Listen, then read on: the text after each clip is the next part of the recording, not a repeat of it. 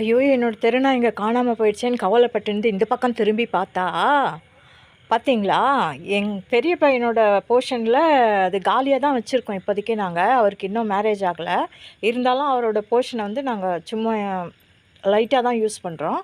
அந்த ரூம்க்குள்ள எல்லா நாய்ங்களும் என்னோட 4 தெரு நாய்ங்களும் இருக்குறாங்க. அது மட்டும் இல்லைங்க. எக்ஸ்ட்ராவா 2 நாய்ங்க வேற வந்துட்டாங்க. இது பாருங்க, இது புள்ளி இது பேரு. இது வந்து பக்கத்து தெரு நாய். அதுவும் இங்க வந்து ஸ்டே ஆயிட்டுருக்குது அந்த புயல்ல. அது இல்லாம இன்னொன்னு ரேஷ்மி இருக்கு இல்லையா? ஒண்ணு வந்து இந்த இந்த குட்டிங்க இருக்காங்கல்ல, பிளாக்கி, டைனி, அவங்கள நாமு, இவங்களோட அம்மா ரேஷ்மி. இதோ இங்கே இருக்குது பாருங்க, பெல்ட் போட்டுக்கிட்டு. அது ஒன்று 2 நாய்ங்க எக்ஸ்ட்ரா. என்னோட 4 நாய்ங்க, அந்த 2 நாய்ங்க. மொத்தம் 6 நாய்ங்க பார்த்தோம். பார்த்த உடனே எனக்கு ஓரளவுக்கு நிம்மதியாக இருந்தது. அதே நேரத்தில் பகீர்னு இருந்தது.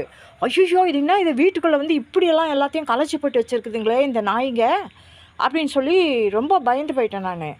என்னடா அதே நேரத்தில் ஒரு ஓகே புயலுக்கு அதுங்க ஏதோ இருக்குது இருந்துக்கிட்டோம்னு நினச்சேன். ஆனால் பார்த்தீங்கன்னா கீழே அவ்வளோ துணி, ஒரு பேக் ஃபுல்லாக வந்து மற்றவங்க யாருக்காவது கொடுக்கலாம் அப்படின்னு சொல்லிட்டு அடுக்கி வச்சுருந்த துணிங்க எல்லாம் வந்து தரையில் பரத்தி அதை இவங்க கலைச்சி போட்டு பாருங்கள் எப்படி சாப்பிட்றாங்கன்னு சொல்லிட்டு முட்டை பாலை சூடாக எடுத்துன்னு வந்து கொடுத்தா அழகாக அந்த குளிருக்கு நல்லா சாப்பிட்றாங்க.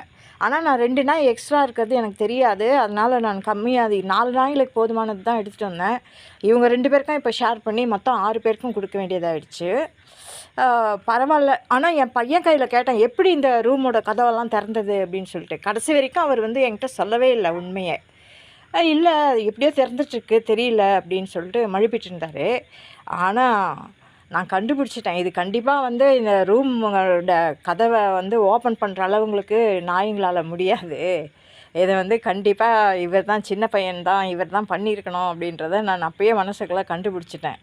ஏன்னா அவரும் வந்து அவருக்கும் வந்து இந்த டாக்ஸு இதெல்லாம் ரொம்ப பிடிக்குமா, கேட்டெல்லாம். அதனால் கண்டிப்பாக அவர் தான் இந்த வேலையை பண்ணியிருக்கணும்னு நான் கெஸ் பண்ணிட்டேன்.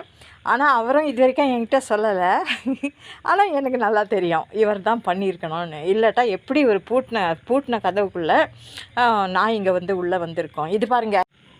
Thank you friends. சப்ஸ்கிரைப் பண்ணிவிடுங்க.